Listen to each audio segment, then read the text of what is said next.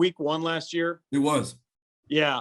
We had our DFO Michael Coe was at that game. Michael's he just got a job with the Carolina Panthers this offseason. He's scouting the Northeast for Carolina now. But he popped out to Mike during pregame right away. He texted me like, "Holy cow, Boise's got a great looking safety."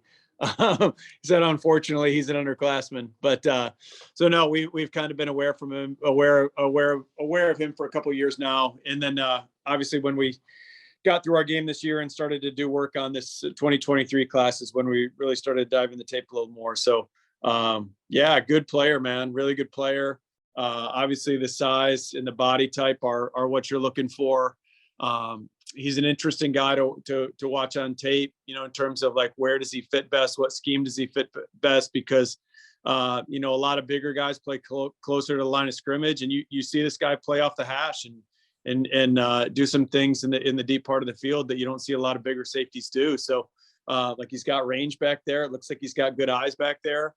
But then when you see him up near the line of scrimmage, and using that size, that's, being a way to take away tight ends and cover tight ends. He brings a lot to the table that way. So I hesitate a little bit with this comp because the last place I was working and the esteem that I hold this player in, but at least from a body type standpoint, in a measurable standpoint, he's very similar to where Cam Chancellor was coming out of Vatech. Mm-hmm. Is kind of a low hole safety player like Cam was. Now he's not as physical as Cam, but that's no knock on Skinner, because there's not many guys more physical in the history of the National Football League than Cam Chancellor. But obviously not the same physical presence as Cam, but just the length and the range.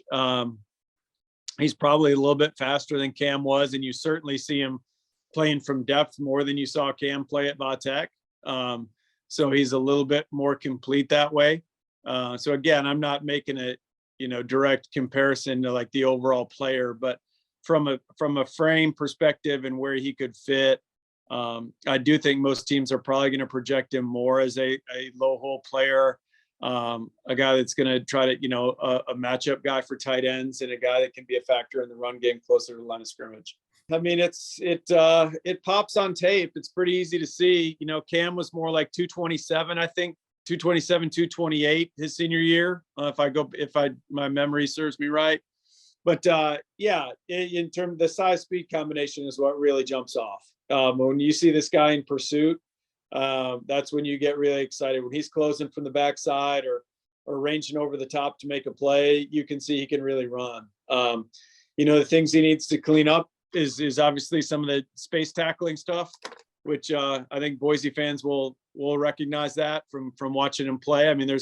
That's what scouts will be looking for the most this year is, can he clean up some of that stuff and get people on the ground when he needs to get them on the ground in space. But certainly a lot to work with from a tools perspective. He's a guy, he's not as most bigger guys like that have some limitations, as a linear athlete. A lot of the bigger guys have noticeable hip tightness and are straight line players. And he's not. He's got more looseness to him than most guys his size. So again, there's a lot that you can work with there. It's just going to be interesting, to see what the senior year looks like. If he can make even that next jump, he could put himself up there, in like, I hate projecting guys right now, especially in my position right now at the Senior Bowl. Like, I'm not a member of the media, and the media loves to rank guys and throw grades on. Like, that's not my role right now. My role is to evaluate these guys, and